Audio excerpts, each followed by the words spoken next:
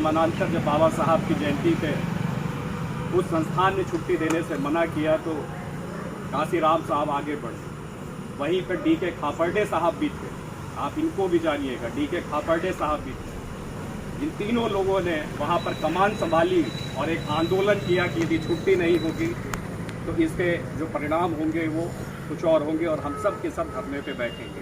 या मान मनोवल के बाद कुछ दिन ये छुट्टी घोषित भी कर दी जाती है। मगर काशीराम साहब के अंदर ये बहुत ही चिंगारी लगी कि जब एक अधिकारी रैंक की बात और अधिकारी होने के बावजूद इस देश में एक ऐसे प्रतिष्ठित इंसान को के नाम पर यदि सार्वजनिक छुट्टी नहीं घोषित की जाती है तब वो वापस लौटते। और दीना भाना साहब ही एक ऐसे कैटलिस्ट के तौर पे वो काम करते हैं जब उन्होंने बाबा साहब की लिखी हुई किताब जो यहीं पर नहीं दुनिया में एनिहिलेशन ऑफ कास्ट, जाति का उन्मूलन, वह किताब उन्हें भेंट स्वरूप देते हैं और कहते हैं कि आप इसे पढ़िए। और आप मानेंगे नहीं कि उसी रात जब वो काशीराम साहब उसे पढ़ते हैं तो वह पागल हो जाते हैं। आप सोच सकते हैं कि एक ही रात में वह उनका खुद उन्होंने अपनी बायोग्राफी और उन्होंने इसमें बताया कि मैं कम से कम उसे दर्जन बार उसी रात में बारंबार उसको पढ़ा।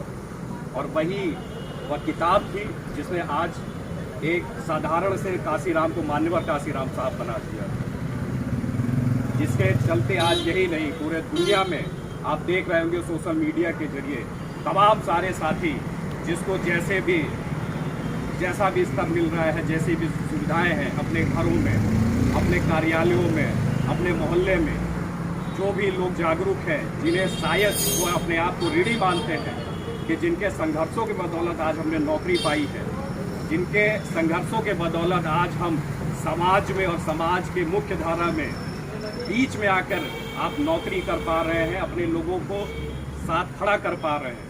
तो जो लोगों के अंदर वह ज़मीर व स्वाभिमान जिंदा है वो आज तन मन धन से अपने अपने स्तर से इस परिनिर्वाण का आयोजन कर रहे हैं।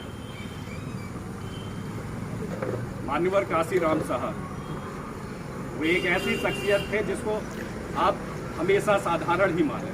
जब वो कार्यक्रम उनका हुआ करता था तो तमाम सारे लोग को यही नहीं समझ में आता था, लोगों को पता चलता था अच्छा काशीराम साहब आएंगे।